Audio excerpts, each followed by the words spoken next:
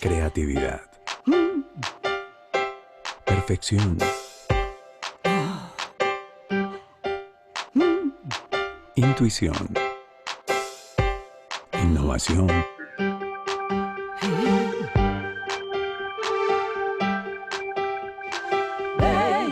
Coraje.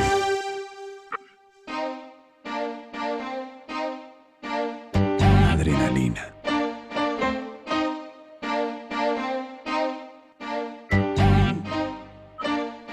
El secreto del éxito. Gato Dumas. Conviértete en un gato.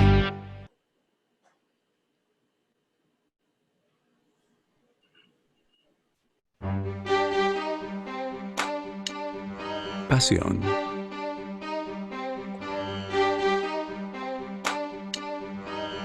Disciplina. Talento.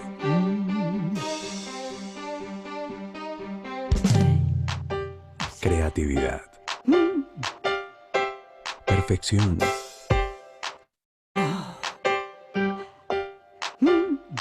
Intuición. Innovación.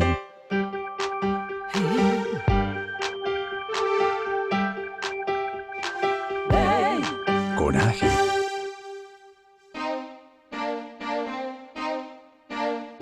Adrenalina.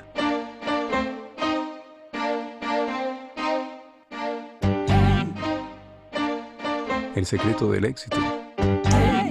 Gato Dumas. Conviértete en un gato.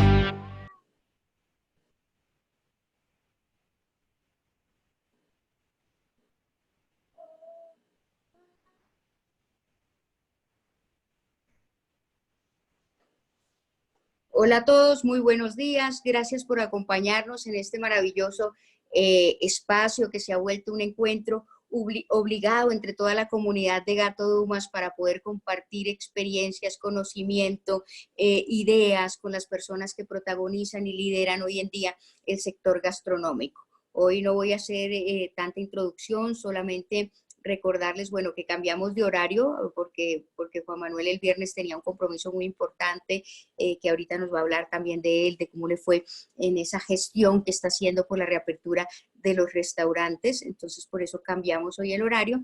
Y este viernes no voy a hacer webinar, porque el jueves tenemos un invitado especialísimo, por favor, imperdible para todos los alumnos egresados del Gato Dumas. Vamos a estar con Mauro Colagreco. Mauro Colagreco es el dueño del restaurante Mirasur, es egresado de nuestra Escuela de Argentina Gato Dumas y es en este momento el número 1 de los 50 Best y el único latinoamericano con estrellas Michelin y tiene nada más que 3 estrellas Michelin, máximo galardón. Entonces los invito a que nos acompañen a esa charla con Mauro Colagreco el jueves a las 10 de la mañana. En este momento entonces le quiero dar la bienvenida a mi invitado del día de hoy. Quiero decir que es una persona súper especial y reconocida dentro del sector gastronómico, que se ha venido haciendo una persona muy joven, arrancó en esto batallando, primero nos mostró lo que era la cocina de vanguardia a través del restaurante El Cielo y modificó un poco cómo era toda la forma de servicio y sorprendió en Medellín, sorprendió en Bogotá. Hoy día van a ver que es el empresario que tiene muchas otras propuestas marchando y está en varios países. Juan Manuel Barrientos, bienvenido, uno de los líderes de la gastronomía nacional. Hola, ¿cómo están a todos? Muy bien, ¿y tú? Muy Caro, bien, ¿cómo va? Juanma. ¿Cómo va todo? Muy trabajoso por estos días, ¿no? ¡Qué locura! Ajá, siempre hay que trabajar, sí, sí, sí. Bueno, pues primero de verdad agradecerte que estés aquí. Sé que no solo por la situación actual y el momento que estamos trabajando 10 veces más de lo que se trabajaba antes, sino también por el liderazgo que estás ejerciendo en la reapertura. Estás súper, súper comprometido. Entonces, de verdad, de parte de Gato Dumas, de nuestros alumnos egresados, muchísimas gracias por compartir este espacio con nosotros, que vamos a arrancar con un tono personal, como nos gusta iniciar esto, para ir entrando en familiaridad y confianza. Cuéntanos un poco de esa historia tuya, familiar, y cómo te encuentras con la cocina, Juan Manuel. A ver, digamos que yo no vengo de una familia de cocineros, ni nunca pensé que fuera a ser cocinero. Mi abuela era muy buena cocinera, pues una mujer antioqueña hacendosa. A mí me gustaba mucho hacer fritangas chiquito. Cogía plátanos y papas y una olla y hacía una fogata y les vendía papas fritas a mis tíos para comprar paletas. Yo creo que esos son mis pinos en la cocina cuando tenía como 8 o 9 años. Pero realmente no, yo nunca pensé en ser cocinero como hasta los 19. Siempre fui muy inquieto, muy creativo, muy necio y siempre estaba, digamos, como de un lado para el otro. Pasé por 6 colegios, por 3 universidades y nunca me gradué. Entonces, la cocina fue una forma como de aterrizar todo ese conocimiento y todo ese creatividad, o yo no sé, o de ser inquieto y ahí encontré como la forma de canalizar toda esa energía. Yo inicialmente empecé con ingeniería, me iba bien, siempre me ha ido muy bien con las matemáticas, pero Ok. realmente hasta que no encontré la cocina como que no dije, uy, esto es lo mío. No te sentiste que estabas en tu ambiente. Yo quiero saber cómo se da ese momento determinante, porque hay mucha gente que ama la cocina. En estos días de pandemia hemos visto además mucha gente relacionarse con la cocina. Yo también vendo muchos cursos para aficionados. ¿Cuál es esa diferencia entre una persona que se apasiona por la cocina como aficionado y que decide dedicar su proyecto de vida a la cocina? ¿Dónde verías tú que hace ese clic, que se va uno para un lado o se va para el otro? Yo creo que, dicho muy frío, aguantarse las horas de trabajo a nivel profesional. Porque digamos que el talento uno lo ve en las personas que tienen pasión. Ejerzan o no ejerzan. Uno a veces llega, no sé, a la casa de algún conocido que es un cocinero aficionado y cocina a veces mejor que muchos profesionales que ya no lo disfrutan, ¿cierto? Sí, son bárbaros.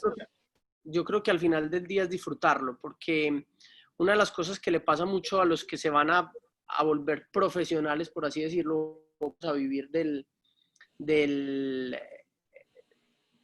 la industria, es que le pierden la pasión por lo de altamente demandante que es la industria. Pues las horas de trabajo, los fines de semana sin amigos, la, las dificultades que se presentan a nivel de pareja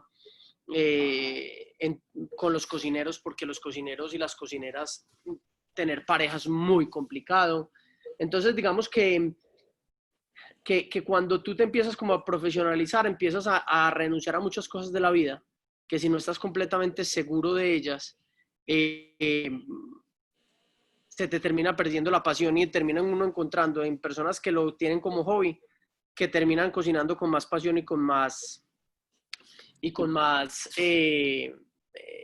cariño y ganas y sazón que muchos profesionales, no estoy diciendo que todos. Entonces yo creo que los profesionales que realmente logran ser muy exitosos son los que logran mantener las dos cosas, los que logran mantener esa llama viva, pero logran entender que ese tiempo que hay que dedicarle a ser profesional significa estoicismo, sacrificio y no dejan apagar esa llama, porque muchas veces por ir profesionalizándose se va apagando la llama. Entonces yo creo que cuando uno encuentra profesionales extraordinarios es porque lograron volverse profesionales sin dejar apagar la llama de, de la pasión de la cocina, con la que inicia todo el mundo. Me Y parece clave lo que estás diciendo. y tú lo puedes ver, tú ves que son mucho más empeliculados. Muchas veces, por lo menos en un porcentaje alto, los de primer semestre que los de último. Entonces tú ya en último semestre tú ves que el 10, 15, 20% de los profesionales siguen empeliculados. El otro 80% de los que se van a graduar ya es como que, voy a terminar la carrera. En cambio, en el primer semestre todos están empeliculados. Entonces yo creo que el que logra mantenerse en esa película es el que logra ser un gran profesional. Y luego de que salen, porque es que una de las cosas que ustedes no pueden hacer como universidad, y yo creo que es lo más difícil para los cocineros, es mostrarles el mundo real. O sea, ninguna universidad le puede mostrar a ningún estudiante del mundo cómo es el mundo real. Eso pues es una realidad. Entonces, cuando uno es estudiante y sale a vivir la realidad, uno se da cuenta que la universidad era una cosa completamente distinta. Y ese aterrizada, ese chapuzón en la realidad, a mucha gente lo desmotiva, ¿cierto? Por eso yo siempre he sido partícipe de que la gente trabaje mientras que está estudiando, eso es muy importante. No soy tan partícipe de que emprenda antes de los 30 años, después de tener por ahí unos 10, 12 años de experiencia, pero sí soy partícipe de que trabaje durante la universidad para que no le toque un contraste de ser estudiante y al otro día o al diciembre siguiente me gradué y en enero ya voy a ser un profesional, porque ese chapuzón es muy duro, entonces es mejor ir yéndose en ambas partes. Y otra de las cosas que aunque tampoco es una regla, yo siempre he visto que son mucho más capaces, mucho más estoicos, mucho más berracos, mucho menos pinchados o creídos o como lo quieras decir, las personas que les tocó estudiar y trabajar al tiempo. Okay. Porque como que uno siente que se lo regalaron menos, comen con más hambre, ¿sí me entiendes? Bueno, yo creo que acabas de mencionar 3 temas muy, muy valiosos que yo quisiera hacerles hincapié a nuestra comunidad. Lo primero es que la diferencia está en el que puede mantener la pasión y el que la pierde, ¿sí? O sea, hay gente que entra con mucho entusiasmo tanto al estudio como al trabajo y lo pierde muy rápidamente. Entonces, está la diferencia en mantener la pasión. La otra cosa que decías es acercarse a la realidad desde el estudio y esa realidad definitivamente no te la va a dar el aula de clase. El aula de clase te da una preparación, pero la realidad tienes que aplicarla en la cancha, entonces recomiendas trabaje mientras estudia. Y hablaste de una palabra y decías que son más estoicos, son más berraquitos. Y decíamos, aquí necesitamos gente que tenga ese valor, esa berraquera, esa fuerza, porque la industria es supremamente exigente. Y ese rigor de la industria no te puede quebrar, sino antes te tiene que fortalecer y tendrías que buscar tu pasión. Muchas gracias y ojo con el mensaje que es muy poderoso. Mamá, te quería preguntar, cuando tú estabas arrancando o estabas estudiando, o estabas explorando este mundo, ¿quién fue tu referente? ¿Quién fue ese que miraste para adelante y dijiste, allá quiero apuntar? Adrià Arzac, Pierre Garnier en ese momento, Harold Magui, Julián Estrada, que era, digamos que me dio como, que me aterrizó en todo el tema de las raíces y uno cuando está muy joven como que se deslumbra, pues que la vanguardia y tan, y entonces uno es como buscando elevar los copos de los árboles, pero fue Julián Estrada con quien yo que entre un árbol más alto tenga los copos, más tiene que enterrar las raíces para poderse sostener. Entonces yo a medida que fui entendiendo una visión completamente tradicional de la cocina con Julián Estrada, pues no paré nunca de investigar sobre la cocina de vanguardia, pero sí entendí que hay que ir a buscar esos orígenes. Y en ese momento también era muy difícil buscar esos orígenes porque estábamos en guerra. Es que a la gente que está graduando hoy nació en el 2000, pues es que no les tocó nada. Entonces no les tocó la guerra, no les tocaron las bombas, no les tocó las pescas milagrosas, no les tocó la violencia, los asesinatos. Entonces, cuando yo empiezo en esa carrera de cocina, apenas el país se estaba empezando a resolver en el primer gobierno de Uribe y empezábamos apenas a poder ir al campo o a la playa o a algunos que otros pueblos. Luego, ya después del segundo mandato, empieza el de Santos, pues ya podíamos ir a más pueblos y ya después con la firma del proceso de paz, pues ya se abrió un poco más el espectro de poder conocer, recorrer Colombia. Entonces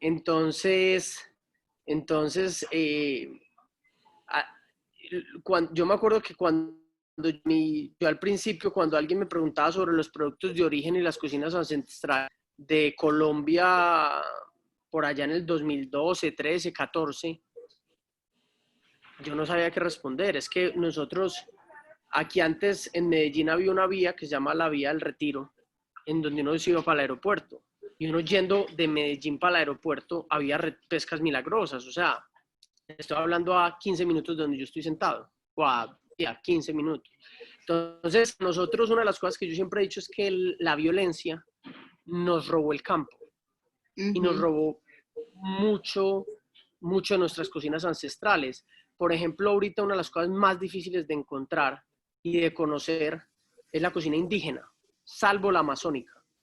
Pero el resto de cocinas indígenas, cuando uno va a investigarlas, son completamente complicadas porque durante los últimos 60 años, los indígenas, las muchísimas comunidades indígenas, se tuvieron que emigrar muchísimo y además de eso se tuvieron que, llamémoslo como occidentalizar, por así decirlo, porque les tocó perder muchas de esas costumbres de cocina, de vestir, de rituales, porque simplemente tenían era que sobrevivir.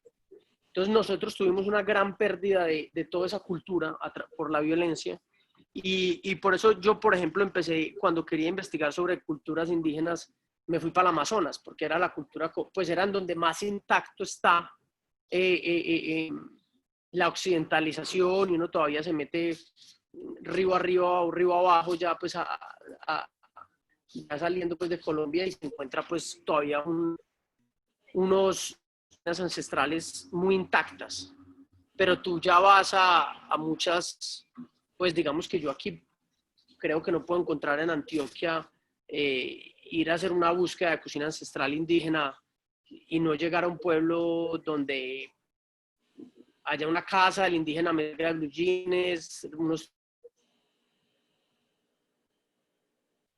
Perdimos un poco el sonido y la imagen se nos estaba quedando quieta. Juanma, mientras vuelves, voy a hacer un pequeño también resumen de lo que nos estás compartiendo en este momento que me parece clave. Juan Manuel se desconectó, seguramente ya volverá dentro de poco al enlace.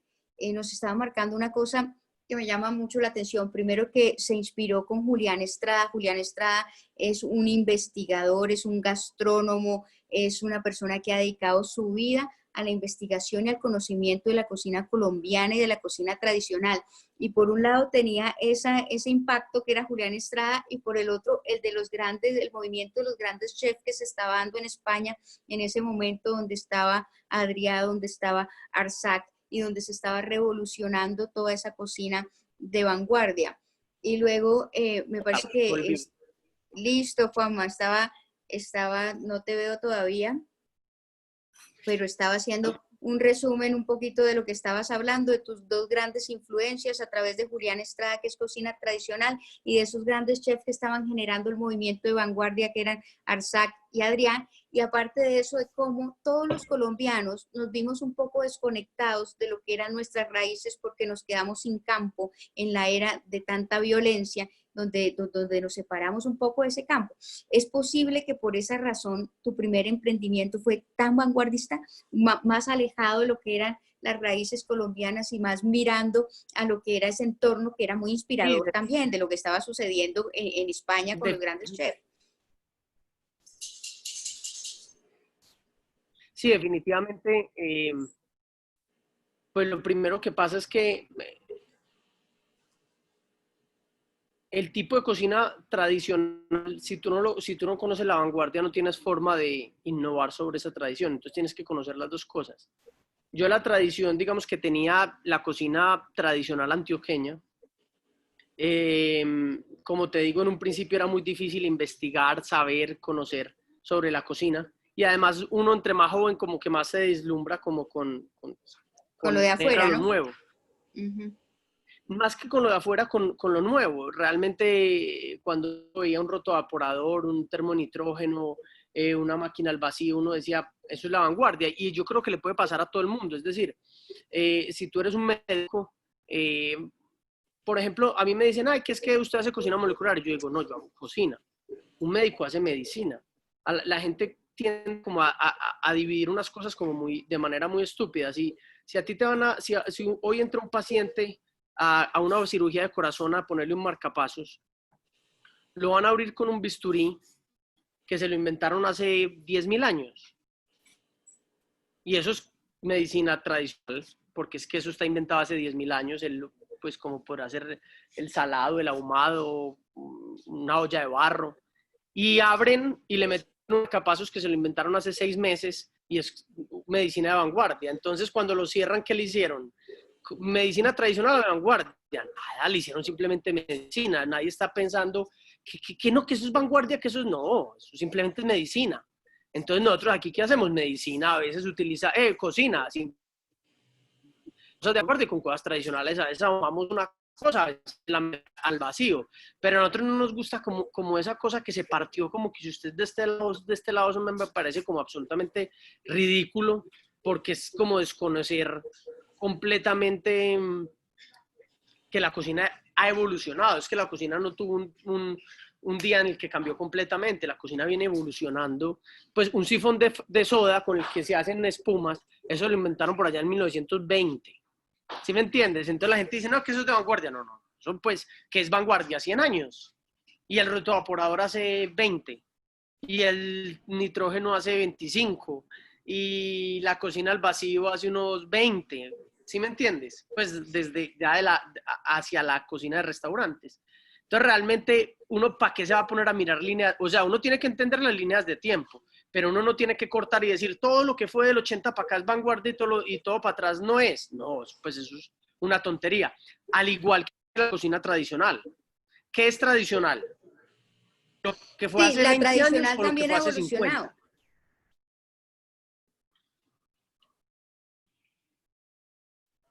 Te perdí otra vez.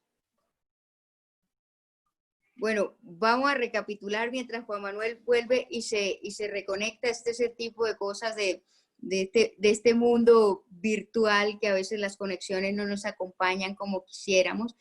Pero el tema que está diciendo es súper interesante. Digamos que se sintió en algún momento etiquetado como usted hace cocina molecular, toda esa cocina que aplicaba esos productos que inicialmente se estaban explorando en la cocina nueva, se llamó cocina de vanguardia, pero fue una etiquetada, ¿no? Entonces ya te veo que volviste, se te sentiste etiquetado Mira, como por ejemplo, es de vanguardia. te cuento una historia. La gente cree que la bandeja paisa es algo tradicional. Si tú le preguntas a cualquier persona hoy que tenga la bandeja paisa es un plato tradicional de Antioquia, que te van a decir que sí, Y es ¿cierto? una fusión. Entonces, si te le preguntas que hacer una soda, un sifón, una espuma con un sifón de soda, te va a decir que eso es cocina de vanguardia. Pero resulta que el sifón de soda se lo inventaron hace 100 años. Y la bandeja paisa se la inventaron hace 40 años, en 1980, en una oficina de turismo que se llamaba Turantioquia. Y ahí unos no cocineros, sino unas personas de mercadeo dijeron, juntemos en un solo plato todo lo que se comió en antioqueño durante todo el día y llamémoslo la bandeja paisa, digámosle a todos los paradores de carretera que vengan, que vendan eso y traigamos gente de turismo a comerse una bandeja que tiene 11 cosas. Y eso se lo inventaron en una oficina de turismo en 1982. Entonces, eso para mí... Ahora sí quedé sorprendida, me acabas de chiviar porque yo también veía la bandeja paisa como con mucha mayor tradición. Es decir, hoy ya es tradicional porque ya tiene 40 años. Entonces uno dice, ¿qué es tradicional? ¿Que tenga 40 o que tenga 100? Entonces, lo que uno tiene es que tener como ese conocimiento de dónde vinieron las cosas y cuándo vinieron. Pero esas etiquetas de que esto es tradicional o no, pues... ¿Y cómo identificarías el restaurante El Cielo en sus inicios y ahora? Porque yo le he visto una evolución en su menú y lo he visto acercarse más a las raíces también colombianas y al producto colombiano, o es solo percepción. La cocina del cielo siempre ha sido la misma. Es cocina de autor colombiana. Antes teníamos los tomates de allí, las espinacas de allí y esto. Hoy tenemos unos camarones secos de yo no sé dónde, el copoazú del Amazonas, el pipilongo del Chocó, la trucha de Madrid, Cundinamarca y algo más de vanguardia. Entonces, es lo que yo te digo, el árbol va creciendo, entonces entierra más las raíces, saca más los copos del árbol, pero nunca ha dejado de ser el árbol, y el árbol del cielo siempre ha sido cocina de autor colombiana. Con la misma esencia. Juanma, todo el mundo te conoce por El Cielo, pero tú tienes muchos más emprendimientos y estás en muchas partes con esos emprendimientos. Yo quisiera que nos contaras un poco de eso. Le quitaste el... Dale. Bueno, a ver, emprendimientos. Nosotros tenemos Agua Fresca, que es un restaurante mexicano, donde somos partners de Edgar Núñez, que es un chef mexicano, de los mejores chefs mexicanos que hay en Latinoamérica. Está Kai, que es un restaurante a base de plantas. Está La Serenísima, que es un restaurante de pizzas y pasta italiano. Está Kuon, que es un restaurante asiático con énfasis en sushi y street food del sudeste asiático. Está Classic, que en este momento está cerrado porque lo vamos a pasar para el hotel, que es un restaurante de cocina campesina colombiana a la carta, como un cielo, pero a la carta. Está Cerdología, que es un restaurante a base de cerdo donde cocinamos un cerdo durante 8 horas a fuego lento y de ahí salen todos los platos del menú. Está Papaya Guacamaya, que es una fonda paisa moderna. O sea, ¿cuántos, Juanma? ¿Cuántos emprendimientos tenemos? Adicional a eso tenemos 2 bares, pues que obviamente no van a abrir por allá hasta enero, febrero, que nos dejen abrir bares y discotecas. Uno se llama Shibari y otro se llama El Navegante. Estamos a punto de abrir el Cielo Hotel. Dentro del Cielo Hotel va a estar el Cielo Medellín, el Cielo Classic, el Navegante, que es un bar speakeasy con mixología molecular. Va a estar AO, que es otro restaurante asiático que tenemos en Bogotá, hoy solo lo tenemos por domicilio, sino que cuando empezó la pandemia ya lo teníamos todo diseñado, entonces lo que hicimos fue sacar los domicilios. En domicilio. Y ya después lo abriremos. En el último piso va a haber un rooftop con otro estilo de cocina, que se va a llamar Madre Perla. Tenemos el Cielo Bogotá, el Cielo Miami, pronto abrimos el Cielo Washington, tenemos el Cielo Café, que es un negocio de retail, y estamos adelantando otros negocios de retail de helados, marcas El Cielo y marca Kai, una marca de lácteos a base de plantas, queso, cremas, leches, quesos, todas a base de plantas, también para el negocio de retail. Y ¿qué más? Y tenemos la fundación y una consultora, donde damos consultoría a empresas que no son restaurantes, sino bancos, aseguradoras y todo eso en creatividad y ADN. Y la misma consultora también brinda consultoría a empresas que sí son gastronómicas, desde hoteles hasta restaurantes y demás. Como dicen ahí en el chat, wow, o sea, es increíble todo lo que tienes. Es que no te puedo preguntar cuándo empezaste y cuántos años tienes, sino cuántas vidas tienes para llevar adelante todo esto.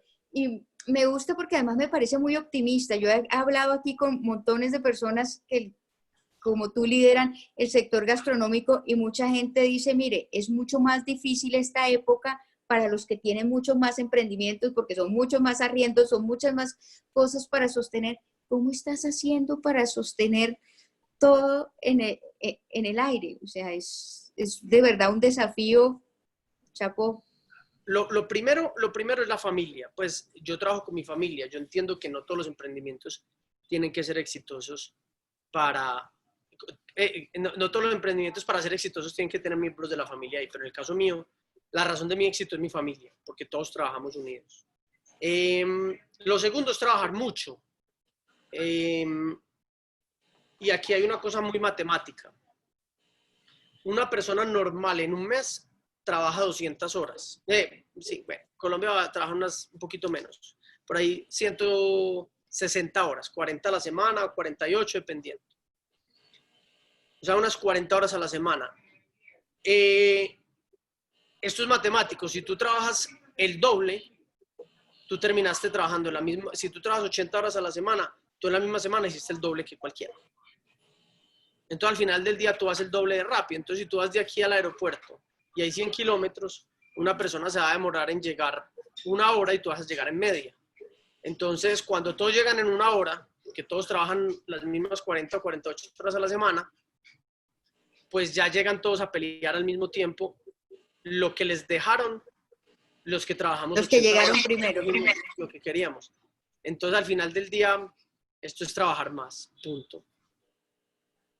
Es trabajar más. La gente también se hace mucho a la idea de que para ser emprendedor y para poder arrancar y para tener restaurantes del estilo que tú tienes, también tiene que haber mucha plata detrás. ¿Es verdad o la plata se va consiguiendo en el camino y se va desarrollando el capital?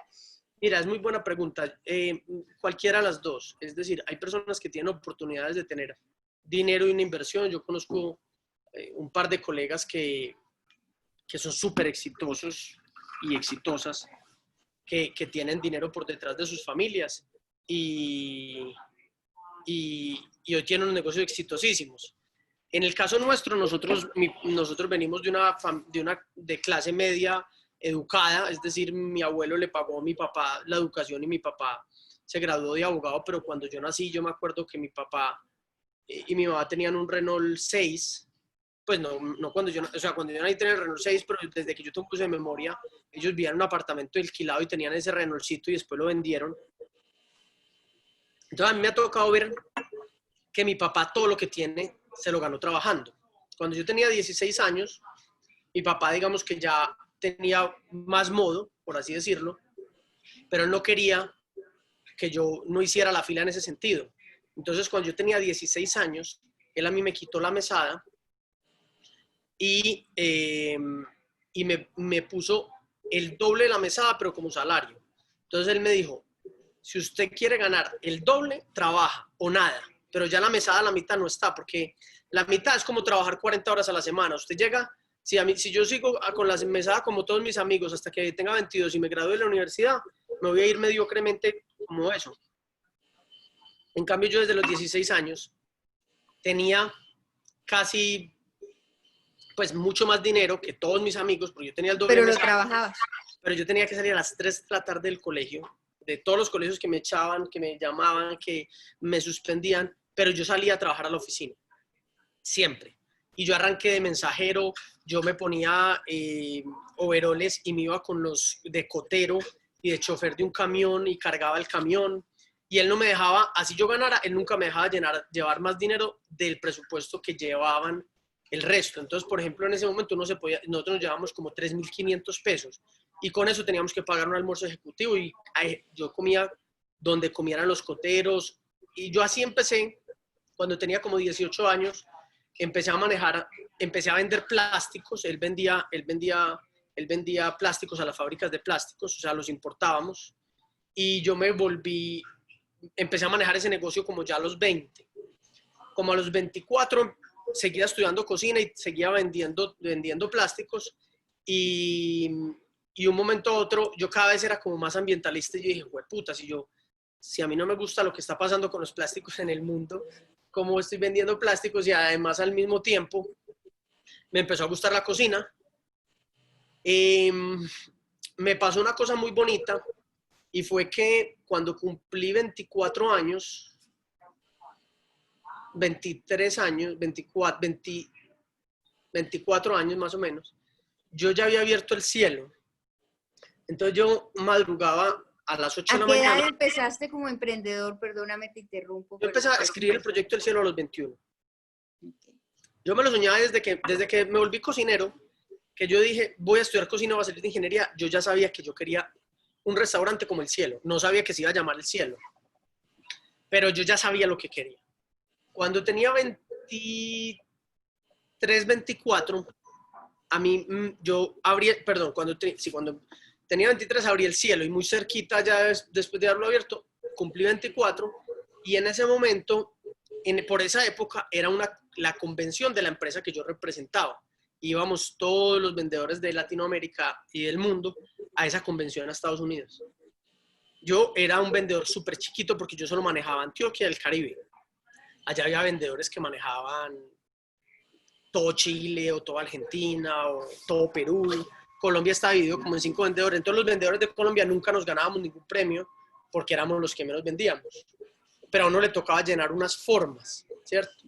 Entonces yo en ese momento yo me levantaba a las 8 de la mañana, me iba para la oficina como hasta las 9:30, iba a visitar clientes hasta las 10, desde las 10:30 hasta las 12:30. A las 2:30 almorzaba y me iba a mercar. Traía el mercado al cielo y ya trabajaba por la tarde aquí.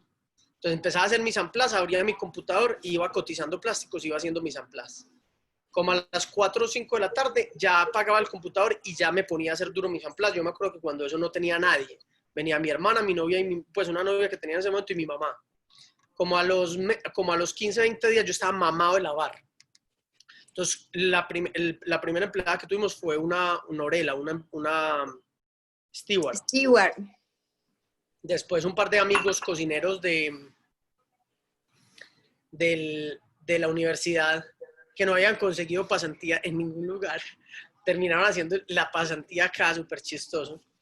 Y eran como mis asistentes. Había una que no sabía cocinar. Había pasado toda la carrera de cocina, pero no sabía cocinar. De hecho, ya dice que ella no es, pero era muy buena administrativa. Entonces ya me empezó a comprar. El otro me iba adelantando mis ampladas. Entonces yo estaba debajo de una fábrica de plásticos, debajo de una máquina, viendo el calibre de un coso y venía para acá. Cuando yo lleno las formas de la convención, de las ventas y todo eso, me voy para la convención y empiezan a dar pues a todo el mundo los presupuestos. Son como 3 días, y el último día son los premios. Entonces empiezan a dar todos los premios.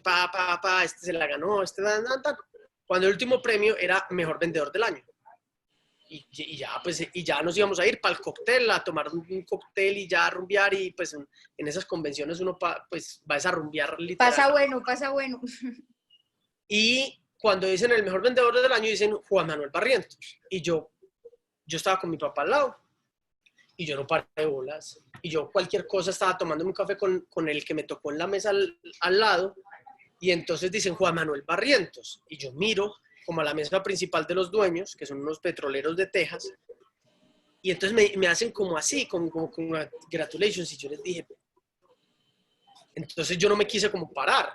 Entonces el dueño se paró y explicó que yo había doblado a todos los vendedores en la capacidad de compra de sus clientes. No era el que más había vendido, sino el que más era capaz de venderle a un cliente. Entonces, que este año no se lo iba a ganar el que más había vendido, sino el que más era capaz de venderle a un cliente basado en su capacidad de compra. Y me lo dieron a mí. Yo, bueno, muchas gracias, no sé qué, eso le dan a un bono, lo más de bueno. Y por la noche me invitaron a comer. Yo tenía 24 años. Y este hombre, pues estos 2 hombres que son los 2 dueños, con mi papá en la comida y con el que era como mi jefe en Latinoamérica, me dicen que me felicitaban, que me felicitaban por el logro, que me iban a pagar toda mi carrera donde yo escogiera, que ellos preferían que fuera aquí en Medellín, que luego me pagaban un MBA y alguna otra maestría, que me pagaban un segundo idioma, que me pagaban hace 12 años, me pagaban $4,000 adicionales de todo eso, mensuales, y me seguían pagando todas las comisiones. Eso era volverse millonario. La locura, eso era la locura ya. Así. Ya lo vimos. La locura. Y que yo firmaba un acuerdo de permanencia de 30 años en la empresa y que si yo me retiraba antes, pues les pagaba lo que ellos habían invertido a mí, pero que la meta era que cuando yo cumpliera 35, o sea, como hace un año, yo me convertía en el CEO de toda la empresa, el presidente de toda la empresa, porque en ese momento ellos 10 años después iban a cumplir una edad en donde ya se querían jubilar y me querían entregar la empresa a mí. Entonces yo me quedé así como, puta, abrumado, vino, champaña, de todo, y ya. Entonces yo me devolví para Colombia y llegué por allá un martes, un miércoles. Yo siempre me iba los viernes para donde los amigos de mi papá que se tomaban un aguardiente de 5 de la tarde a 7 de la noche. Y yo me iba a saludarlos una horita y después me devolvía a hacer mis amplas, pero era como mi única cosa social. Un refresque. Yo en esa época salía los viernes, salía a las 2 o 3 de la mañana del restaurante, porque los clientes se quedaban pegan una botella de vino a las 12 de la noche y se quedan tomándosela a las 3. Yo ya los echo. Yo les digo, si la quieres llevar, sí, pero yo a las 12 cierro. Entonces, a mí me tocaba sacar las basuras, ponerle unas rejas a estas ventanas que están aquí porque yo no tenía plata para pagar una alarma. Era súper chistoso. Y entonces yo estaba ahí y en ese viernes y empiezan todos los amigos de mi papá que ya tenían por encima de 50 a decir que como que ya se habían realizado, ya los hijos se habían graduado de la universidad, entonces que ya les sobraba como plata para hacer lo que les diera la gana, porque si uno tiene pues al hijo, pues los hijos se vuelven. Entonces uno dijo, no, yo tengo un bar, y el otro le dijo, no, pero no sé si no perder plata, y él dijo, pues qué hijo de putas, es plata que me sobra. Yo ya voy a hacer lo que a mí me da la gana en la vida. Yo estoy mamado de haber trabajado 30 años para no haber hecho lo que yo quería. Entonces yo me devolví, empecé a cocinar ese día y al otro día yo amanecí y yo dije, pues puta, yo lo que quiero hacer es esto. Bueno, no, esa noche. Entonces yo al otro día me levanté y yo dije, yo en vez de ganarme mucha plata vendiendo plásticos, lo que voy a hacer es que me voy a ganar 25 años de mi vida. Porque yo en 25 años no quiero decir que voy a montar un restaurante. Ah, bueno, porque una de las condiciones que me pidieron era que cerraba el cielo. Ok, claro. Y Te que me querían daban, exclusivamente, sí, se hacían y que me dueños dan del un bono de toda la inversión del cielo. O sea, ¿cuánto le valió? Ah, tanto. Ah, bueno, se lo damos, pero ciérrelo. O véndalo. O véndalo y también se gana la plata, pero nada, el cielo queda cerrado. Entonces yo al otro día me levanté, era un sábado, y llamé al director de Latinoamérica, que era como mi jefe directo. Y le digo, Mario, y me dice, ¿qué hubo, Chino? ¿Qué más? ¿Cuándo arranca pues la universidad? Me tocaba entrar ya de 24 años a primer semestre de negocios internacionales. Era súper chistoso porque además que yo en negocios internacionales, yo de 18 años, recibíamos pasantes en la empresa y yo les decía qué hacer a los de 24 que se estaban haciendo la pasantía. Entonces yo decía, ¿yo para qué putas voy a estudiar negocios internacionales? Pero yo la tenía que tener para poder hacer las maestrías y el MBA.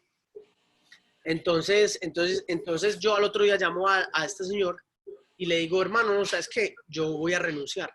Y me dice, ¿qué? ¿Cómo así? Y me dice, ¿pero no vas a tomar la oferta? Y yo le dije, no, no solo no voy a tomar la oferta, sino que voy a dejar de vender plásticos.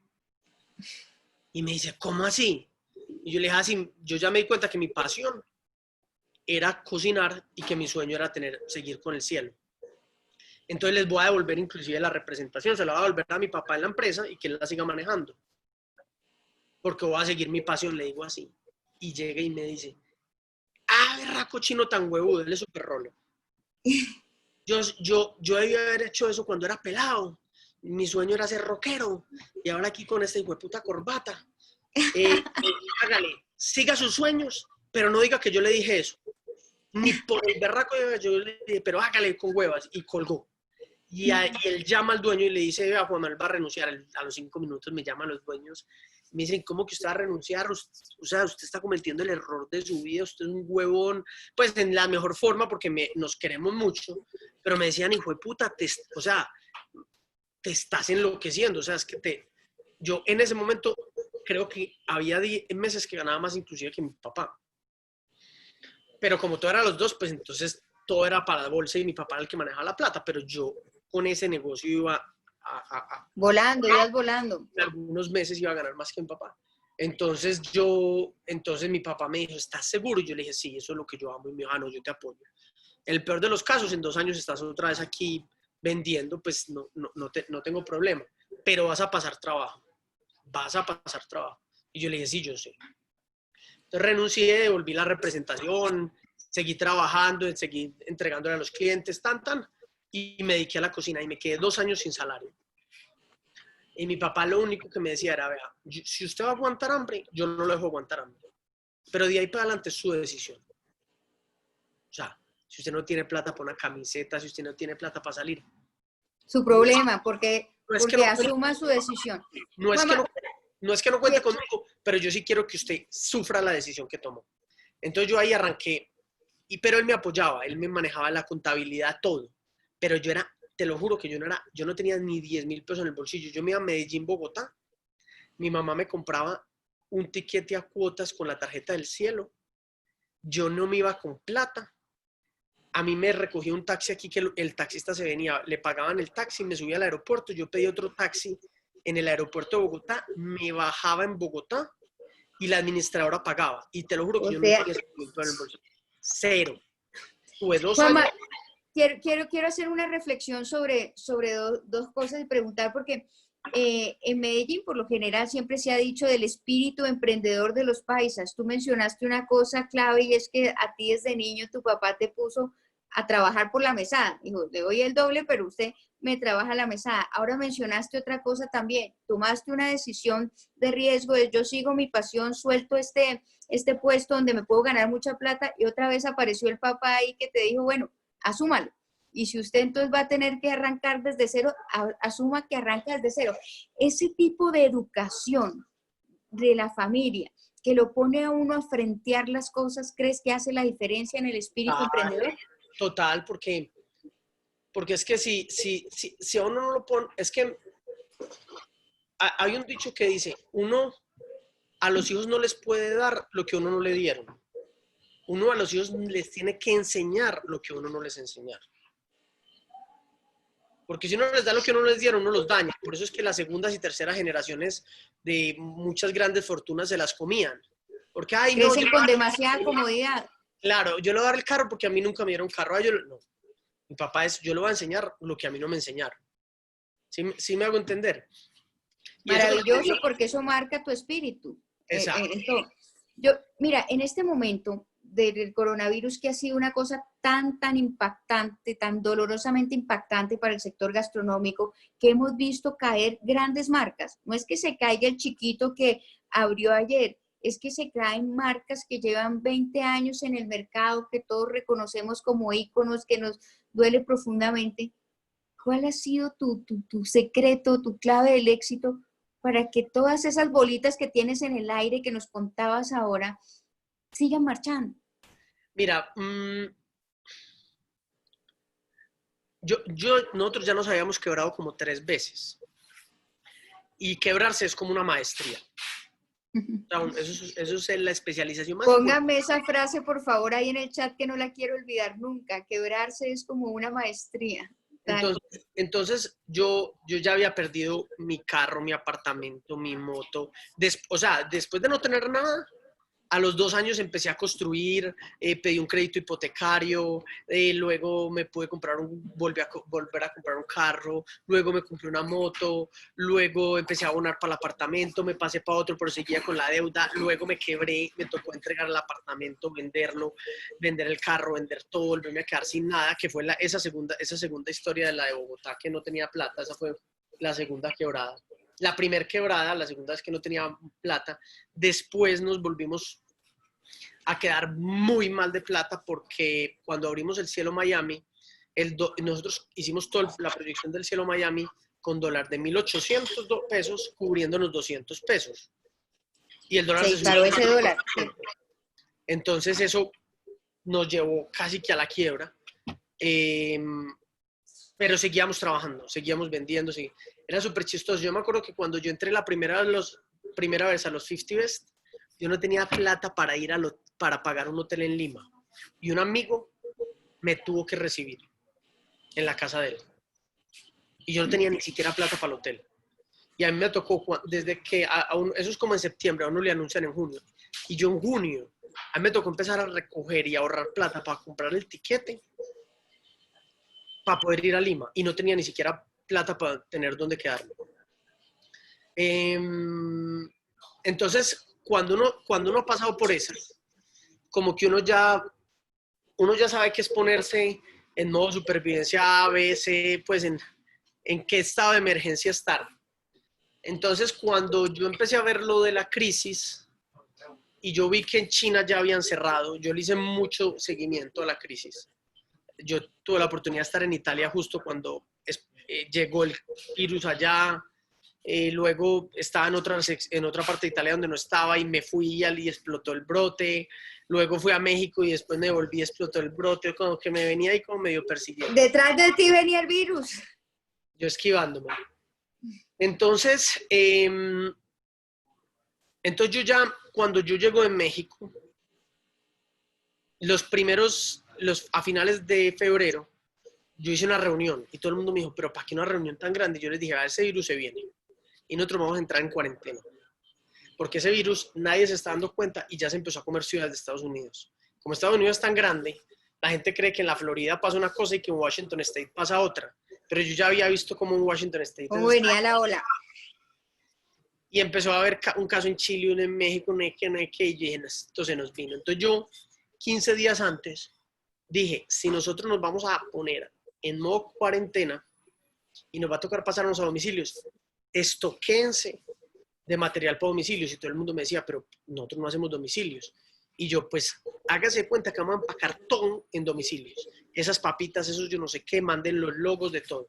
Nosotros todos los 15 días que no estuvimos en cuarentena, nos preparamos para estar en cuarentena.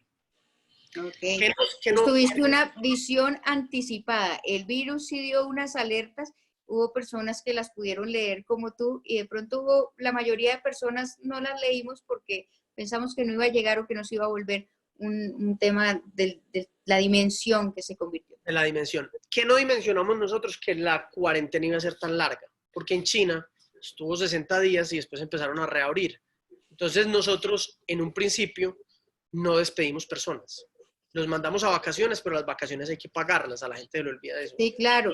Y dos, dijimos pues aguantemos 60 días. Cuando empezamos a ver que la cuarentena la empezaron a alargar y yo empecé a hablar con gente del gobierno, yo dije, no, esto va para largo, hay que despedir personas porque yo para qué voy a tener un empleado si yo no tengo plata en la cuenta con qué pagarle. Yo prefiero despedirlo. Y mucha gente cree que eso no es políticamente correcto, pero yo prefiero de 300 empleados quedarme con la mitad y salvar el empleo de la mitad, dejando ir a 150, que quebrarme manteniendo un mes más los 300 y al mes que nadie se quede sin empleo, ¿cierto? Entonces, nosotros lo que hicimos... Voy a hacer un paréntesis ahí dentro de eso que has dicho que me parece que es importante porque a veces se juzga muy duro a los emprendedores o a los empresarios en general porque han tenido que tomar decisiones que son muy difíciles, pero bueno, cada uno conoce los números de su negocio y cada uno conoce lo que puede o no puede llegar a hacer y de acuerdo a eso responsablemente tiene que decir voy con 10 en el barco o me toca ir con 5. Y creo que eso también merece un análisis, sabiendo que la voluntad de todos siempre es respetar el recurso humano. Es una decisión muy difícil, pero pues también es una decisión que permite o no permite la vida. Sí, es que mira, a ti te dicen, tú tienes gasolina para sobrevivir 3 meses sosteniendo a 300 personas y a los 3 meses te quebraste. Y en ese momento te dejaron abrir. Entonces ya cuando vas a abrir ya no tienes negocio, que eso le está pasando a muchos restauranteros hoy y a muchas empresas. La otra es, yo me desescalo, despido 150 personas, me quedo con 150, aguanto 3, 4, 5, 6 meses. Yo te digo una cosa, yo hoy, julio, si los restaurantes no abren en Colombia, yo ya no pierdo dinero. Yo me podría quedar así. Y se siguen cerrando empresas. Nosotros ya logramos transformar toda la empresa a un nivel de eficiencia, de trabajo versus las ventas poquitas que estamos teniendo, en que el negocio es capaz de subsistir así. Lo redimensionaste al tamaño nuevo del negocio. El tamaño nuevo del negocio, asumiendo que aquí hubiera una crisis de 6 meses. Bueno, ¿cierto? Tú que estás liderando la cosa, cuéntanos un poco de eso, Juan Manuel. Sé que has sido súper activo frente a todos los entes gubernamentales, has congregado varias personas y representantes de la industria. ¿En qué va eso? ¿Vamos a abrir o no vamos a abrir? ¿Cómo nos tienen? Y me imagino que va diferente por ciudades. ¿Cómo está allá en Medellín y qué sabes del entorno nacional?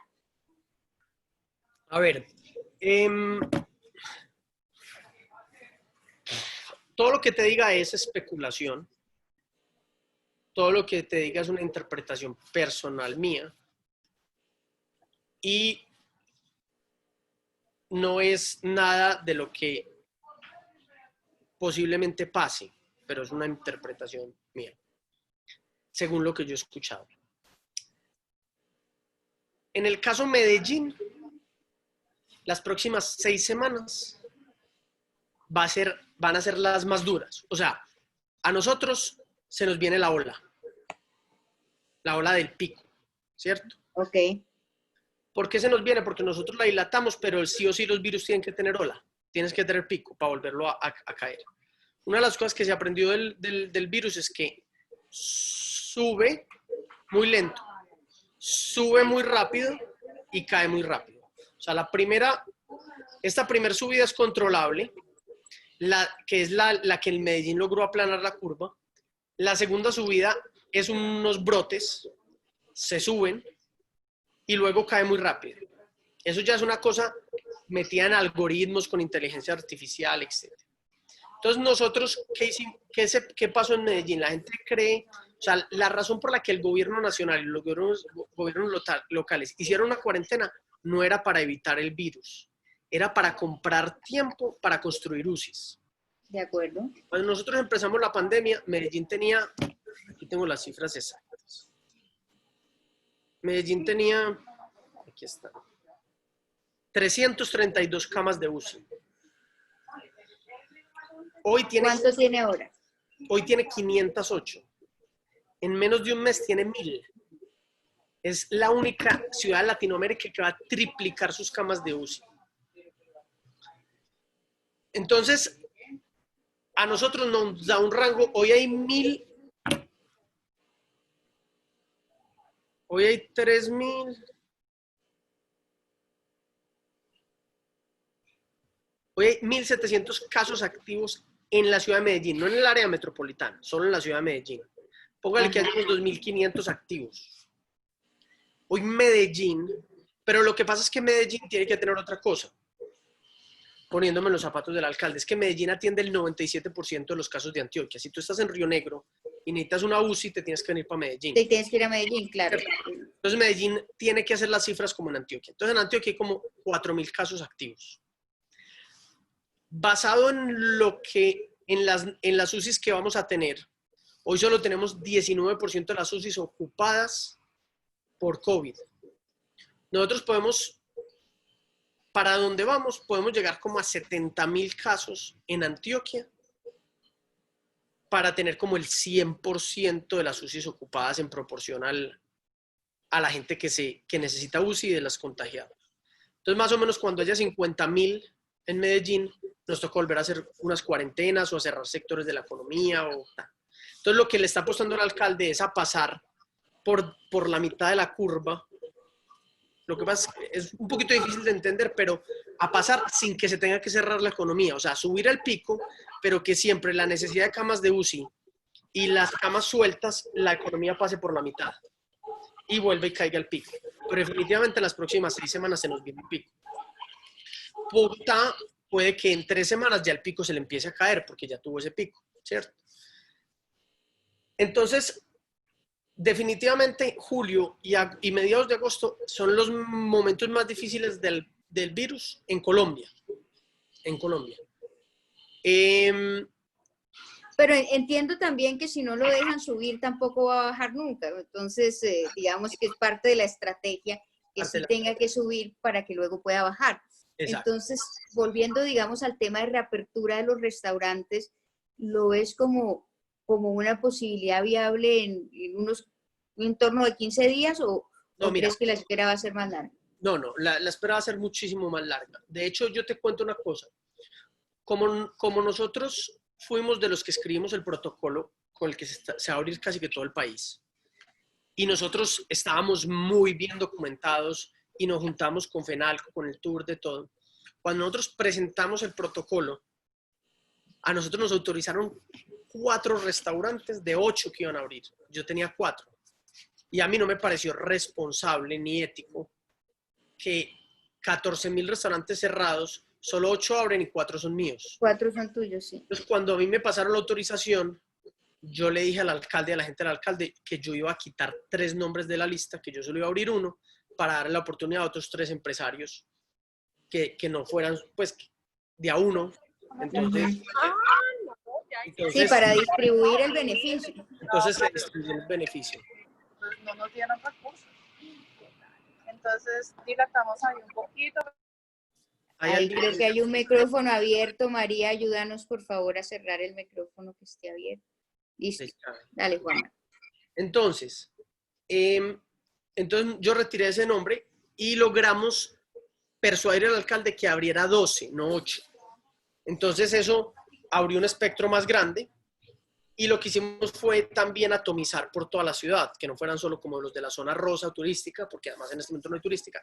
Entonces escogió uno en San Javier, uno en Robledo, 2 en la 70, no sé qué, uno en el Parque Lleras, uno en Provenza, uno en Las Palmas, uno en Laureles, uno de comida rápida, uno que fuera café, uno que fuera pastelería, uno que fuera fine dining, uno que fuera como un asadero, que hay parqueaderos y comida y gente muy especial. Sí, hay un espacio para dar un servicio. Y otros que son muy reducidos, para que en este piloto podamos aprender muchas cosas. ¿Y este piloto ya arrancó o no? Ese piloto hoy está autorizado, pero no nos dejan abrir hasta el miércoles porque tiene que ir al ministerio, firmarse y volverse.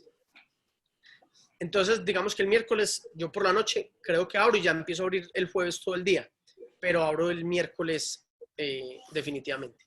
Este piloto va a ser distinto, por lo que yo estoy entendiendo, a los centros comerciales. Que lo que hicieron las ciudades fue abrir 3 centros comerciales, mirar el piloto y aprender en 8 días, y a los 8 días se abrieron todos. Centros comerciales de Medellín hay 700. Entonces un piloto de 3 para 700. Este es de 12 a 14.000. El alcalde no va a abrir 14.000 por ahí hasta el 20 de agosto. Lo que va a hacer es, va a autorizar a este piloto y va a aprender más o menos en 15 días, después de haber capitalizado todo esto, va a hacer una autorización de por ahí 200 o 300 restaurantes nomás, que en estos 15 días cumplan con los protocolos de lo que se aprendió en estos 15 días. Entonces puede que digan, todos los restaurantes que tengan carpas al aire libre, tipo como esos comederos asaderos a las afueras de Bogotá que tienen carpas. Van a poder abrir si tienen esa esos autorizados. Todos los que estén cerrados no van a estar a 2 metros, sino a 3 metros la mesa. Entonces puede que no le funcione a alguien abrir. O vamos a utilizar la vía pública, como los parquímetros, como en Europa. Entonces todo eso es lo que se pretende aprender en estos 15 días para autorizar por otros 200. Ok, yo creo que es muy claro el aprendizaje que nos estás dando, porque además lo que se haga en Medellín también será reflejo de lo que más adelante se haga en Bogotá, y es que primero nos vamos a ir con unos pilotos y de esos pilotos va a haber un aprendizaje que van a modificar ciertas circunstancias y la salida va a ser escalonada de acuerdo a las características, ubicación de los restaurantes. Otra cosa es que aquí hay una app de inteligencia que tiene inteligencia artificial y tú te registras en el app de Medellín Me Cuida y vienes con tu grupo familiar. Entonces solo pueden venir familias que ya estén compartiendo. Conviviendo juntas. Conviviendo juntas para que en la mesa se pueda quitar el tapabocas. Que eso yo no sé qué va a pasar en el resto del país, porque las ciudades no tienen esa app. Entonces, ¿quién sabe qué vaya a pasar? Por ejemplo, otra cosa, la gente tiene que reservar. Entonces, por ejemplo, en el piloto hay un McDonald's, el McDonald's de Oviedo. Tú, para ir a McDonald's de Oviedo, el jueves tienes que reservar. Tienes que reservar. La gente de McDonald's decía, ¿pero cómo? Si quieren abrir o si no, retires el piloto y le a alguien más la posibilidad, pero tienen que reservar porque se tiene que ir una preautorización en donde tú me reservas a mí, tú me dices tu cédula, yo te inscribo y yo digo, Caro va a venir aquí, va a comer. Viene con tantas personas. Estas son las cédulas de las personas, yo las meto, se las meto a la base de datos de Medellín Me Cuida y antes de que tú llegues ellos ya me han dicho si puede entrar o está en naranja o está en rojo y no puede entrar. También, por ejemplo, si tú llegas con 4 miembros de tu familia que tú los tengas inscritos y uno tiene 38, no entran, ninguno. Claro. No es Sobre que 38 nadie entra a ningún lado. No entra. Después de 38 no entra nadie. Bueno, súper interesante. Esto podríamos conversar 1000 horas, pero no tenemos las 1000 horas. Me quiero ir rápidamente a las preguntas rápidas y a las preguntas que nos ha dejado la gente en el chat para poder también satisfacer su curiosidad y sus inquietudes. Entonces, primero me voy a hacer unas preguntas rápidas contigo, Juanma, y luego nos vamos al chat. Entonces, hablando de comida, ¿cuál es tu pecado favorito? El helado. El helado. Pecado típico. ¿Qué ingrediente no puede faltar en tu nevera? Una botella de champaña. ¿Qué libro está ahora en tu mesa de noche? Astrofísica para gente con prisa. Astrofísica para gente con prisa, mire, para que lo anoten. ¿Cuál es el primer sitio al que quieres visitar cuando esto acabe? Ay, ayer tenía un problema con mi esposa porque ella me dijo, es que vamos a las Maldivas y yo quería ir a Tulum o a Islandia. Vamos a ver. Pero hasta bueno, pero lejos, lejos. ¿A qué sabe Colombia, Juanma? A frutas. A frutas. Listo, vámonos con las preguntas del chat a ver qué nos ha dejado la gente por acá. Primero, la gente te mandan como muchos saludos de excelente, admirable. Todo el mundo ha puesto que la verdad hay mucho que aprender de tu experiencia. Por aquí vamos a ver unas preguntas más concretas, por lo que ya tenemos poco tiempo. Ya nos hablaste de la reapertura y que uno de tus restaurantes está ahí, que era una de las inquietudes. Producto colombiano que recomiendas para explorar en la cocina, nos pregunta Sergio Ramírez. ¿Qué producto colombiano recomiendas para que haya exploración para construcción de platos en la cocina? Yo creo que el maíz. El maíz es el producto que le ves un potencial muy, muy grande para exploración. Bueno, Jairo Rojas nos pregunta. Y además que vale la pena que entre más gente se mete a investigarlos, más vamos a encontrar todos esas semillas ancestrales. Arroces también hay unos muy buenos, bonitos, que se están perdiendo. Pero definitivamente yo creo que nosotros somos una cultura de maíz en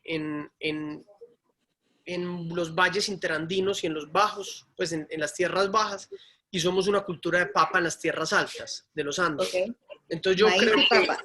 que esos dos carbohidratos, el arroz es importante, muy importante, pero si tú a mí me preguntas, yo creo que la gran base de carbohidratos de toda la cocina colombiana, si tú pones maíz y papa, atraviesas toda Colombia.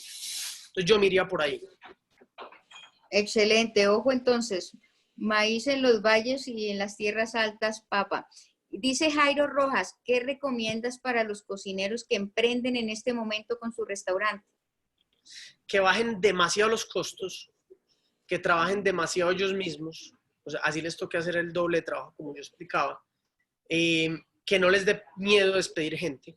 Eso es muy duro, pero eso toca hacerlo, porque es uno o ellos, porque es que si yo en 2 meses, por no despedir a nadie, no tengo con qué alimentar a mi familia, pues, y uno está para tomar decisiones correctas y no fáciles, ¿cierto? Y esas decisiones correctas muchas veces son las decisiones difíciles. Entonces yo les recomiendo... Uno está para tomar decisiones correctas y no fáciles. Ojo pues los que nos están oyendo, que también me parece una frase importante. Bueno, dicen aquí, alguien que te conoce seguro más de cerca, dice, Manuela, como pareja, ¿qué ha aportado en tu vida? Imagínate todo lo que habrá aportado.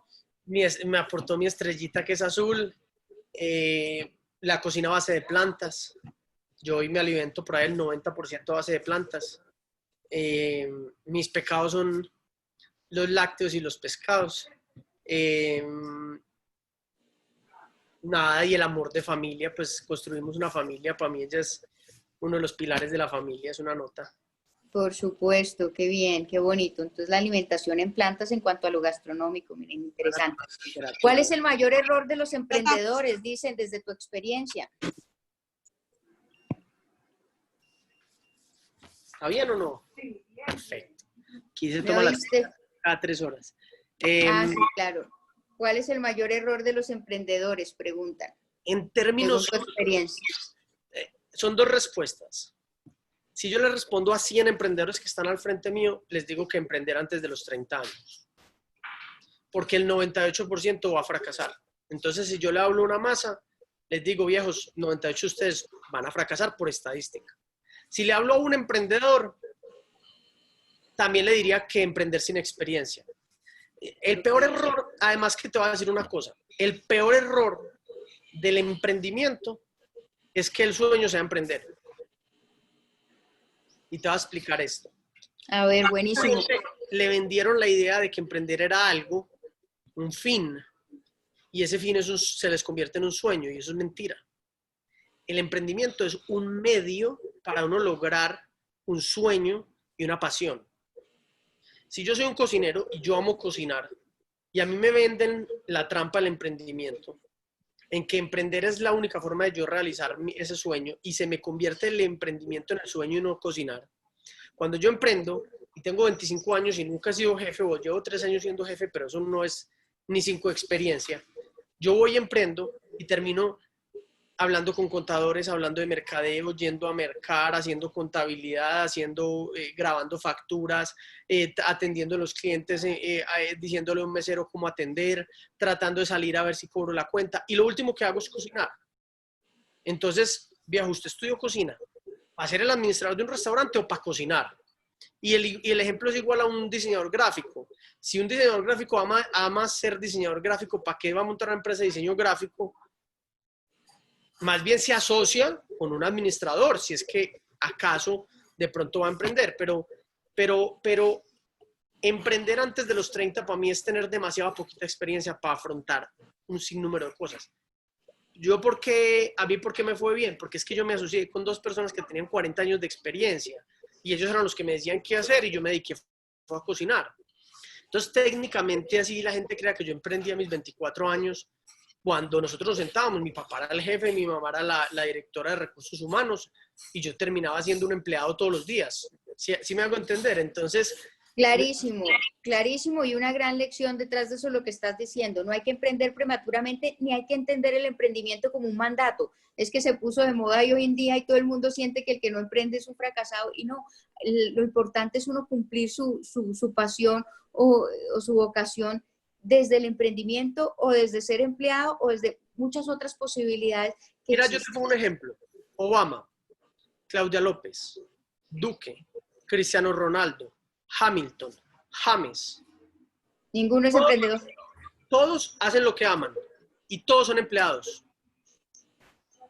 Y a mí me parecen cool todos. Pues cada uno tendrá sus vocaciones políticas, pero yo digo, muy cool uno ser una persona que le gusta el emprendimiento y llegar a ser presidente. Muy cool uno llegar a ser una persona que le guste la parte social y llegar a ser alcaldesa. Muy cool uno ser una persona que le guste manejar carros y llegar a ser piloto de la Fórmula 1.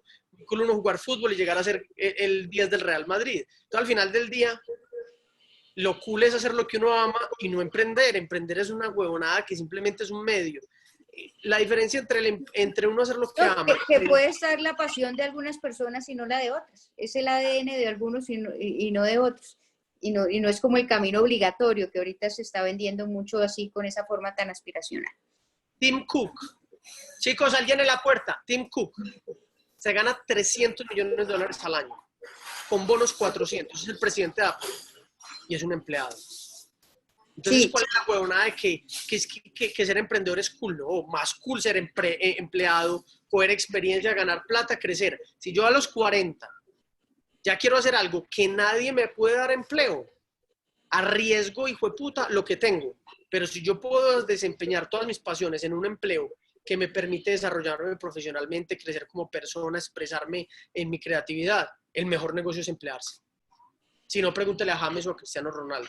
Ellos no están buscando hacer un equipo de fútbol. Hacer su propio equipo, sí.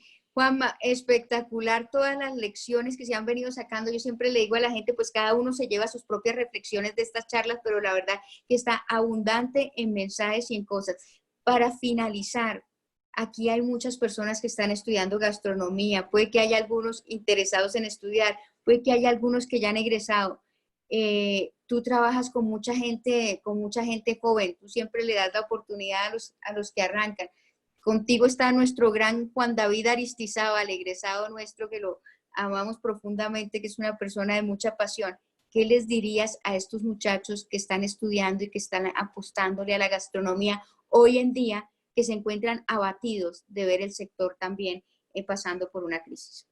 Mira, lo primero que una persona joven siendo estudiante o recién salida de la universidad tiene que entender es que tiene que jugar a largo plazo. Hay una cosa que yo llamo macropaciencia y microvelocidad. Uno tiene que tener un sueño a largo plazo y tener una macropaciencia. Y tiene que hacer miles de actividades muy rápido para lograr esa cosa. Entonces uno tiene que ser muy ejecutivo en la táctica y muy paciente en la estrategia, ¿cierto? Me encantó, también me la anoté aquí, macropaciencia y microvelocidad. Entonces cuando uno tiene 20 años, y a mí me pasó, uno cree que se mete una empresa a una cocina y a los 4 meses dicen, yo ya cumplí mi ciclo aquí. Entonces, a eso son las hojas de vida que nosotros siempre descartamos, que los llamamos los saltarines. A mí me llega una hoja de vida de un pelado que me dice, yo trabajé en un carro de perros en San Diego, 5 años de asistente de cocina.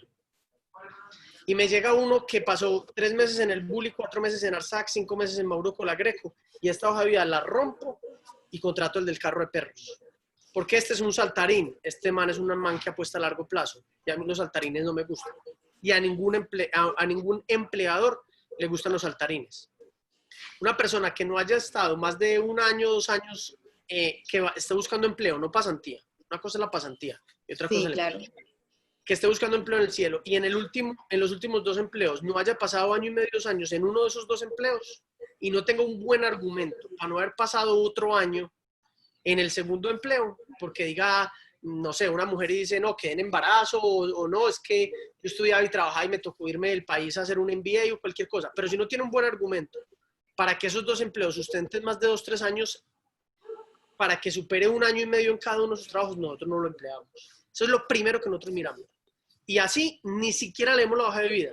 Nosotros siempre nos vamos, últimas experiencias laborales, no duró más de 1 año y medio, 2 años en una empresa, rompa la hoja de vida y sigue con la que Bueno, el mensaje es determinante y claro para esta comunidad. Pongan un ladrillo sobre otro en lugar de estar tirando ladrillos en un punto y en otro punto, porque los empresarios odiamos esas hojas de vida. Miren, lo acaba de decir Juan Manuel Barrientos, va a tomar su hoja de vida y la va a poner en el chute de la basura, porque a uno le gusta la gente que apuesta, que tiene apuestas de largo plazo. Bueno, yo creo que con esto estaríamos cerrando. Por ahí hay una preguntita en el chat. Hay varias que se me quedaron, perdón a los invitados, pero se me acaba el tiempo. Solamente una rapidita. Le dicen a Juan Manuel, ¿pescado de mar o de río? Pescado de mar. Me gusta más y sobre todo en Colombia los ríos son muy contaminados. Salvo los pescados de mar, de río del Amazonas, yo básicamente no como ni un solo pescado de río en Colombia, ni uno. Por ejemplo, tenemos pescados que son de río que se cultivan. Eso sí me gustan, por ejemplo, las truchas, por ahí hay unos proyectos del SENA tratando de sacar zabaletas, pero realmente los ríos en Colombia tristemente están tan contaminados por el mercurio, por la minería ilegal, que es que yo no soy capaz de meterme un pedazo de bagre del San Jorge o del Magdalena. La verdad no me lo meto. Porque yo sé que me va a estar metiendo un excesivo número de partículas por millón de mercurio que, pues, que ni para qué. Pues para creerme el caso, termino enfermo, ¿no? Entonces, pues, cuando uno ve pescados de río en Europa o en Estados Unidos, que los ríos sí son un poquito más controlados y eso que hay unas regulaciones que han cambiado muchísimo y están empezando a contaminar más los ríos, sí. Pero realmente en Colombia pescado de mar. Bueno, creo que nos has dedicado un maravilloso tiempo, nos hemos paseado por todos los temas, ojalá pudiéramos hacer 3 y 4 para profundizar sobre las cosas. Creo que la gente está encantada con lo que te ha escuchado decir y para mí eso es parte del encanto de estos momentos, que las personas que nos escuchan terminen nutridas. Tenemos un gran reto, el 8 de julio arrancas con tu restaurante, el 8 de julio reabro mi escuela, entonces Juan Manuel, desde acá te mando un saludo, mi ánimo, y me uno con el tuyo para que podamos tener unos buenos pasos hacia la reapertura. Un abrazo grande. Y los que me quieran hacer preguntas en @JuanMalcielo en Instagram. @JuanMalcielo en Instagram, y ya Pedro creo que estaba dejando también un lugar para preguntar. Ánimo y a seguir trabajando. Chao, querida audiencia. Muchas gracias por escucharnos. Chao. No se pierdan, por favor, a Mauro Colagreco el jueves a las 10 de la mañana. Va a ser un gusto para todos también compartir esa experiencia desde afuera, ese conocimiento, saber cómo reabrieron ellos y bueno, todo lo que puede contarnos el number one del mundo. Muchas gracias. Hasta luego.